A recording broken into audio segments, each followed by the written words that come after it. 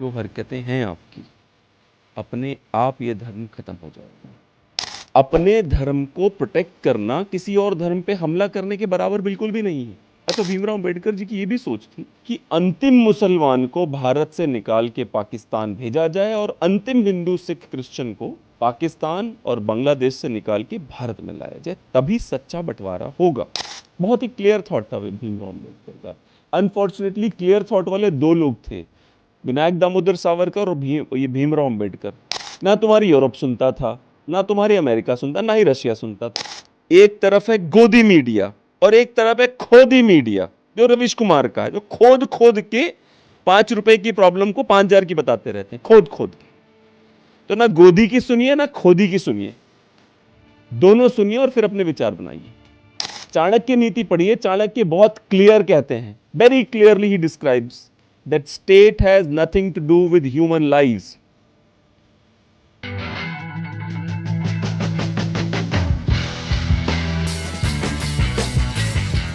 नमस्कार, मेरा नाम है सुशील सिंह और आप देख रहे हैं इकोलेस।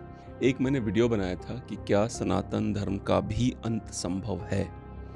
तो उसमें कुछ लोगों को बड़ी समस्या हुई थी। कुछ लोगों ने लिखा था कि आप गलत बोल रहे हैं। हाँ, एक गलती मैंने की थी उसमें, नो डाउट, कि मैंने कहा था कि आदरणीय प्रधानमंत्री जी ऐसे बातें नहीं करते हैं, बट किसी ने मुझे करेक्ट किया और मैंने देखा तो हाँ सच है, वो भी विश्वगुरु ही बनाना चाहते हैं देश को, साधारण देश नहीं है। भारत को वो वाले देश नहीं बनाना चाहते, डेवलप्ड कंट्री, वो विश्वगुरु ही बनाना चाहते हैं। अनफॉर्चुनेटली वो भी वही कर रहे हैं। तो कई लोगों ने मुझे ये कहा कि आप हमें कह रहे हो कि हम हिंदू धर्म छोड़ दें। मैंने ऐसा बिल्कुल नहीं कहा था। आप लोगों का ये मानना कि हमें कहा जा रहा है हिंदू धर्म छोड़ दो, मैंने हिंदू धर्म छोड़ने को नहीं कहा था। मैंने ये कहा था कि जो आपकी हरकतें हैं, जो हरकतें हैं आपकी, अपने आप ये धर्म खत्म हो जाएगा। मैंने उस एक्सपेरिमेंट की आपसे बात की थी कि एक मेंढक था, जब उसको उठा के एक भगोने में डाल दिया गया, भगोने में डाल के उसको गैस पे रखा गया और टेम्परेचर लगातार मापा जाने लगा। गैस का बढ़ाई गई तो उस टेम्परेचर बढ़ के 40 डिग्री पहुंचा। मेंढक के अंदर, याद रखिएगा, वो उभयचर होता है। उभयचर मतलब जो पानी में भी जी सकता है, ज़मीन पे भी जी सकता है। उसके अंदर adaptability one of the best in the world होती है। तो उसने इमीडिएटली अडेप्ट कर लिया पानी के 40 डिग्री को। 50 डिग्री हुआ, 50 को 60, 70 ऐसे करके 100 डिग्री पे जब पानी पहुंचता है और आगे हल्का सा बढ़ता है तो मेंढक पानी में उबल जाता है और मर जाता है। इसी मेंढक को एक और एक्सपेरिमेंट उसी घर में किया गया कि इसको 100 डिग्री पे पहले पानी पहुंचा दिया गया और मेंढक को उसमें ऊपर से डाला गया। मेंढक क्विकली, फ्रैक्शन ऑफ सेकंड में कूद के बाहर आ जाता है और जिंदा रहता है। मैंने आपसे ये कहा था कि अब आप देखिए, भारत, अगर आप ऐसे दोनों हाथ फैला के भारत को बनाएंगे तो 2 भुजाएं थी भारत की, जो आज बांग्लादेश और पाकिस्तान कहे जाते हैं। डॉक्टर भीमराव अंबेडकर अपनी किताब, इसमें उन्होंने लिखा था क्रिएशन ऑफ पाकिस्तान और पार्टीशन ऑफ इंडिया, उसमें वो कहते हैं कि मुझे समझ में नहीं आता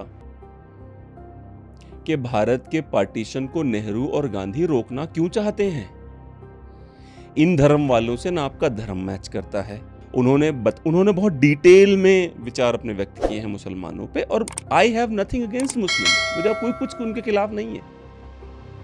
अपने धर्म को प्रोटेक्ट करना किसी और धर्म पे हमला करने के बराबर बिल्कुल भी नहीं है।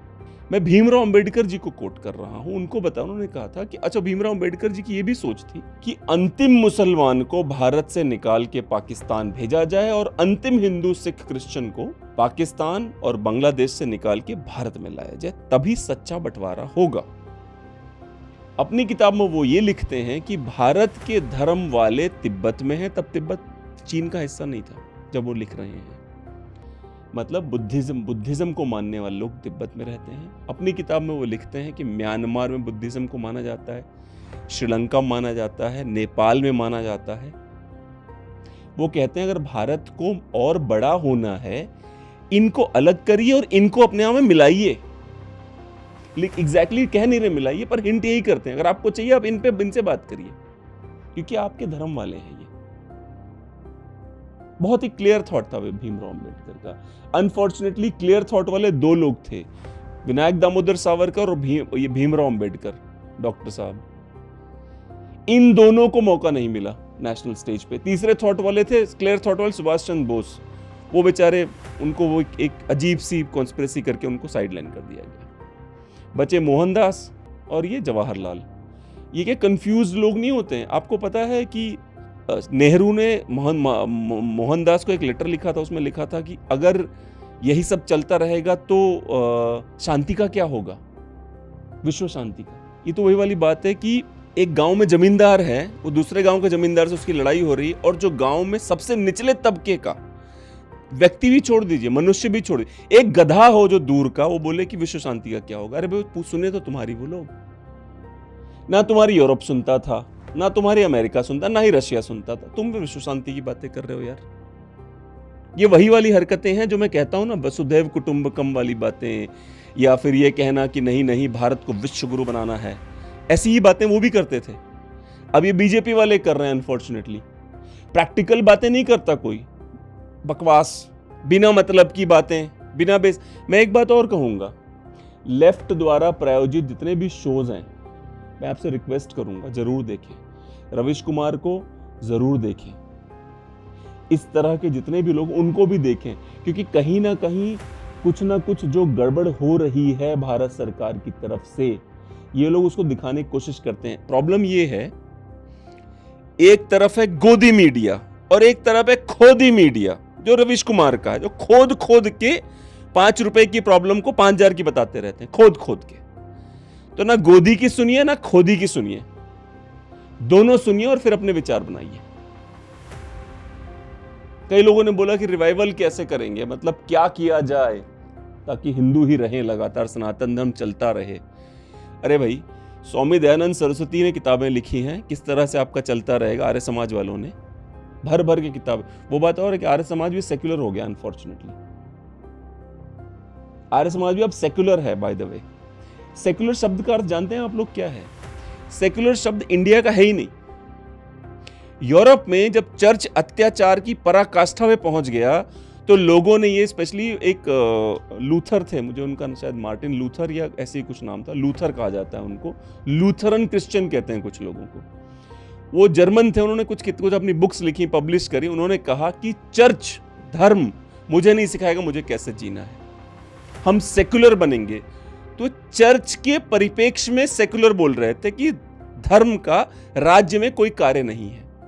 भारत में तो आपका धर्म ही ऐसा है कि वैसे भी नहीं घुसता। चाणक्य नीति पढ़िए, चाणक्य बहुत क्लियर कहते हैं, very clearly he describes that state has nothing to do with human lives.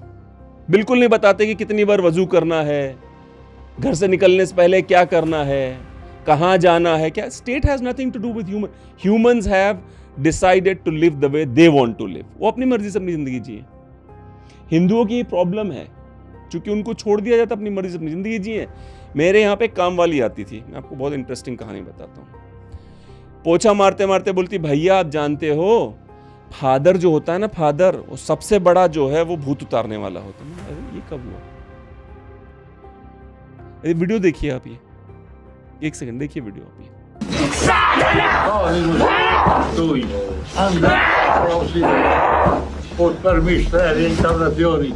देखा आप लोगों ने? इसमें फादर जो है उनको छू दे रहा है, उछलने लग जा रही है, ऐसा लग रहा है उनको करंट मार दिया फादर ने उनको। क्या आप जानते हैं कि क्रिश्चियनिटी ने आपके धर्म के इन्हीं बातों का लगातार मजाक उड़ाया है? पास्ट में हर क्रिश्चियन ने यही बोल के आपको कन्वर्ट किया कि देखो ये सब नौटंकी तुम्हारे यहां होता है, हमारे यहां नहीं होता, इसलिए हमारे यहां चले आओ।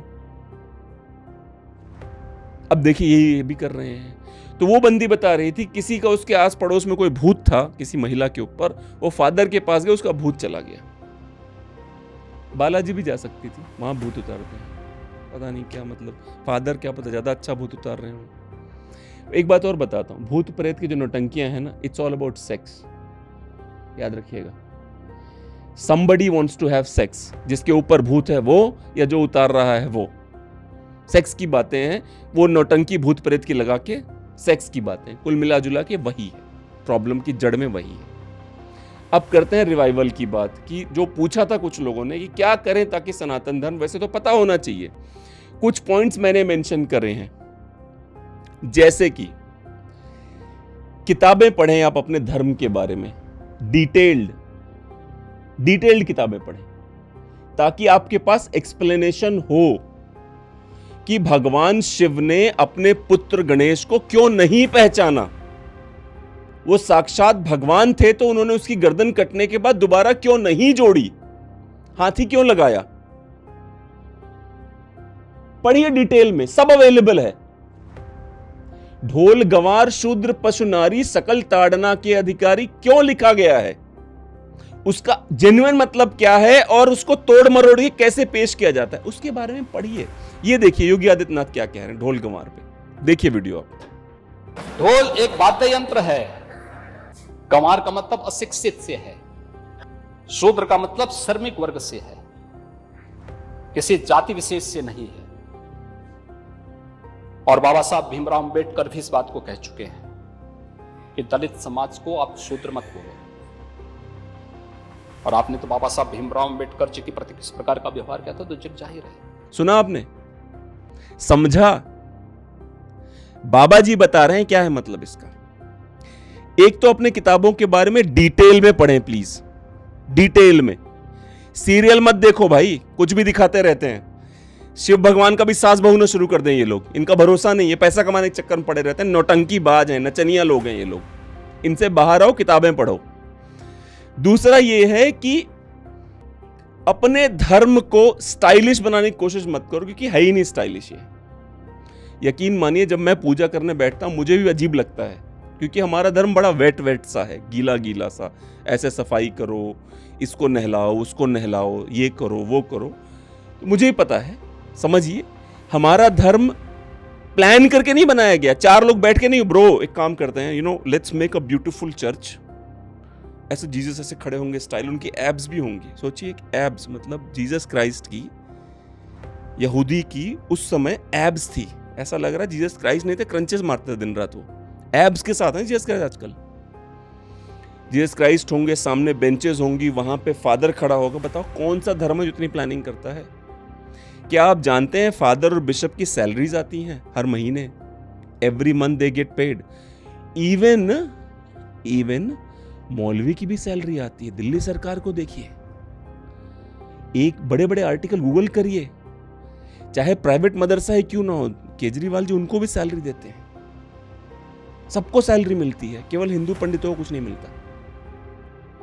अच्छा, उनको कुछ नहीं मिलता और आपसे 2-4 रुपए दक्षिणा मारते हैं, उसमें आपको लग जाता है पंडित जी ये क्या कर रहे हो, इतना पैसा क्यों ले रहे हो? शर्म नहीं आती? थोड़ी सी शर्म नहीं आती? उसी 500 रुपए जब बियर पी रहा होता है तब तुझे शर्म नहीं आई कि यार पंडित को देता हूँ, कौन सैलरी भी नहीं मिल रही बेचारे को। तो मौलवी को सैलरी मिल रही, फादर को सैलरी मिल रही, हमारे पंडित को घंटा कुछ नहीं मिल रहा। केवल गालियां देने के लिए सोच रखा है, गाली देंगे पंडित जी को। मेरे जान पहचान, मेरे रिश्तेदार तक हैं जो गाली देते हैं। भाई पंडित ना पैसों के लिए सब कर रहा है। अरे मान लिया पैसों के लिए कर रहा है, करवा क्यों रहा है तू? तो दूसरा जो मेरी सलाह है वो ये है कि अपने धर्म को स्टाइलिश मत बनाओ, let it be the way it is. क्योंकि वो आपका धर्म ही, आपके धर्म में एवरीथिंग इज अबाउट नेचर। प्रकृति से ही आपका धर्म प्रेरित है। जो प्रकृति से प्रेरित है तो प्रकृति की बातें होंगी, उसमें गोबर आएगा, उसमें घी आएगा, उसमें शहद आएगा, उसमें तेल आएगा, उसमें दुनिया भर की गोमूत्र आएगा। प्रकृति की चीजें वही हैं, गंगा जल आएगा, घास आएगी, प्रकृति है ना वो। तो प्रकृति की बातें करेंगे ये लोग, उसमें वो नहीं आएगा ना। ऐसे ऐसे ऐसे क्या था वो, एक स्पेशल पानी होता है, उसमें ऐसे उंगली लगा के ऐसे मारते हैं। तो एक तो अपना इतना बढ़िया सेल करते हैं हॉलीवुड वाले आपको, Christianity on the name of lord son and something holy spirit, इतना बढ़िया सेल करते हैं। मुझे समझ में नहीं आता। एक पिक्चर देख रहा था मैं, कुछ नहीं, क्या था, दिल वाले दुल्हने ले जाएंगे, उसमें राहुल है, सिमरन है, दोनों पूजा करने चर्च जाते हैं। देख सोचा है कभी आपने? राहुल और सिमरन को जो पूजा करनी होती है तो ना राम की ना कृष्ण की, कुछ नहीं, वो दोनों चर्च जाते हैं पूजा करने के लिए। एक फिल्म और देखी थी, प्रियंका चोपड़ा और क्या नाम है उसका, वो रणबीर कपूर, दोनों हिंदू हैं, फिल्म में भी हिंदू हैं, पर बोलते हैं तू ना जाने आसपास है खुदा। उनको भगवान होगा नजर नहीं आते, उनको खुदा नजर आते हैं। ऐसे लोगों से दूर हटें, ये मेरी तीसरी सलाह है। जो आपके धर्म की बातें ना करें उनसे दूर हटें। तो इसका मतलब हुआ कि बॉलीवुड से बाहर हो जाएं। बॉलीवुड की फिल्में, मैं बहुत बहुत मुश्किल काम करने को कह रहा हूं आपको, बहुत आसान, ये बिल्कुल आसान नहीं है। बॉलीवुड से दूर हो जाएं, क्योंकि they don't respect your religion. या फिर ऐसा बॉलीवुड का वो आलम है, मैं आपको बताता हूँ, चैलेंज के साथ में इस बात के लिए जेल जाने को तैयार हूं मैं। अगर कल को चीन हमला कर देगा ना भारत पे, ये लोग चीन की तारीफ में फिल्में बनाने लग जाएंगे कि चीन कितना महान है। आपको यकीन नहीं होता, राहुल गांधी को देखिए, चीन की तारीफ करता रहता है, पता नहीं पैसा आया था कि कोई डील साइन हुई है इनके बीच में, चाइना के बीच में। बॉलीवुड जो है, बॉलीवुड आपको लगता है आजादी से पहले फिल्में नहीं बनती थी? तब भी बनती थी फिल्में। इसका मतलब उन्हें अंग्रेजों से प्रॉब्लम नहीं थी। बॉलीवुड को 3 चीजें चाहिए, पैसा, सेक्स, ड्रग्स। अब उसके लिए वो कुछ भी करेंगे। उनके चक्करों में मत पड़िए, जिंदगी बर्बाद मत करिए। चौथी बहुत बड़ी सलाह जो है मेरी, जिम जाइए। अगर आप जेन्युइनली धर्म युद्ध चाहते हैं, अगर आप देखिए हमारे किसी भी भगवान को, बजरंगबली बॉडी बिल्डर हैं, भगवान राम बॉडी बिल्डर हैं। कभी आपने देखा है भगवान शिव ऐसे पेट निकाल के घूम रहे हो? कभी देखा है आपने? नहीं देखा है। कभी आपने देखा किसी हमारे हिंदू भगवान विष्णु को? देखिए, आज से नहीं, मैं हजारों साल पुराने, आप जाके हमारे किसी मंदिर में जाके देखिए, कहीं उनका पेट निकला हो नहीं देखा। केवल गणेश जी का निकलता है, क्योंकि वो उनकी बॉडी का स्ट्रक्चर बदल गया था, तो उनकी एंटायर पर्सनालिटी बदल गई थी। He is the only one जिनका पेट बाहर है, बाकी किसी भगवान का पेट बाहर नहीं है। तो इसलिए जिम जाइए रेगुलरली। तीसरा है सेल्फ डिफेंस की क्लासेस सीखिए। आपका एक भी भगवान ऐसा नहीं है जो बिना अस्त्र के रहे। कभी देखा आपने किसी भगवान को बिना अस्त्र शस्त्र के? एक भगवान बताओ, महिलाएं तक जो भगवान हमारी महिला भगवान हैं, काली, दुर्गा, भाई मतलब 1-2 नहीं 15-15 अस्त्र लेके खड़ी रहती हैं वो। इसका मतलब आपका धर्म आपको कहता है अहिंसा के चूतिया, आपसे बाहर आइए। धर्म युद्ध में जब आपको अस्त्रों की जरूरत होती, भले ही वो आपके अपने क्यों ना हो, उठाइए अस्त्र, किसी ने रोका आपको। इसलिए अस्त्रों का प्रयोग सीखिए और अस्त्रों को रखिए अपने पास। आप पता नहीं कब जरूरत पड़े आपको। तीसरा है अपने धर्म को, पांचवा है अपने धर्म को प्रमोट करिए। बहुत सारे लोग मिलेंगे आपको जो तबलीग करते हैं। तबलीग शब्द का मतलब है कि किसी को दावत देना कि आए मेरे धर्म के बारे में समझो। वो कहते हैं ना उसे तबलीग मतलब शास्त्रार्थ, शायद यही अरबी में तबलीग होता है। एक बार गूगल कर लीजिएगा आप लोग तबलीग नहीं करते, लेकिन आपको पता है ना कि भारत में शास्त्रार्थ करने का इतिहास है बहुत बड़ा। एक से एक लोग हैं इस देश में, उन्होंने शास्त्रार्थ करके किसी सारे बुद्धों को हिंदू बना दिया था, शंकराचार्य ने। तो इसलिए भारत का इतिहास शास्त्रार्थ का ही रहा है। और भगवान के लिए छठवां मैं कहूंगा, अपने मंदिरों में जाइए। बहुत फ्रस्ट्रेटिंग लाइन है, वहां के पंडा बहुत इरिटेट करते हैं। 10-10, 20-20 रुपए, 500-500 रुपए आपको लूटने में लगे रहते हैं, यकीन मानिए। लेकिन अगर आप उन मंदिरों में जाएं, वहां की सरकारों से बात करें ताकि उसको फिक्स किया जा सके। लेकिन अपने मंदिरों में जाइए जरूर, वहां की कलाकृतियां देखिए। एक सूर्य मंदिर है कोणार्क में, उड़ीसा में, आप जाके तो देखिए।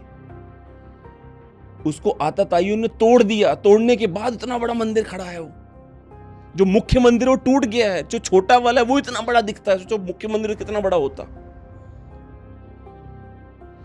इसलिए मैं कह रहा हूं आपसे। अच्छा, एक और बात कभी सोची है, कुछ आपको लेफ्ट वाले मिलेंगे। लेफ्ट से मेरा मतलब है कम्युनिस्ट पार्टी सोच रखने वाले, जो कम्युनिस्ट होते हैं। उनसे बोलोगे जलेबी, कहते हैं वो अरब से इंडिया आई। समोसा अरब से इंडिया। अरे भाई, अरब में चीनी मिलता था? कहेंगे नहीं। तो जलेबी अरब से इंडिया कैसे आएगी यार? अरब में आलू होता था? नहीं। समोसा कैसे आया इंडिया में? अरब में चावल होता था? नहीं। बिरयानी कैसे आई इंडिया में? अरे भाई, एक चीज बता दो, हमने कलाकृतियां अरबों से सीखी। अरे भाई, उनके यहां भी तो बिल्डिंगें होनी चाहिए ना 2-4। फिर तो उनके यहां कोई बिल्डिंग नहीं है, हमारे यहां बिल्डिंग के ऊपर बिल्डिंग है। कहते नहीं, उनसे सीखी हमने। सबसे इंपॉर्टेंट जो मेरा संदेश है आप सभी के लिए वो ये है कि जानकारी रखिए अपने पास। एक बार मैं आगरा में ताजमहल देखने गया था। मैं, मेरी पत्नी, काफी लोग गए थे।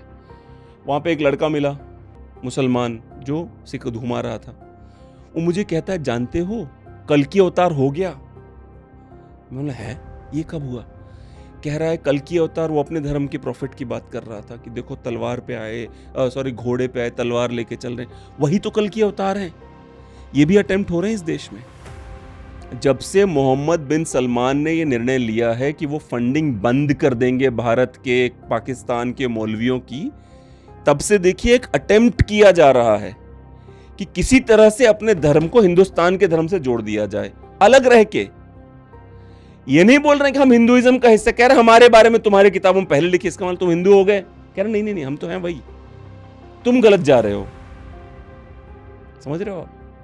आदम सल्ले सलाम तो तभी आए थे इंडिया में, ये सल्ले सलाम आए थे, वो सल्ले सलाम, हम ही साले हैं जो हर बात तुम्हारी सल्ले सलाम की सुनते रहे।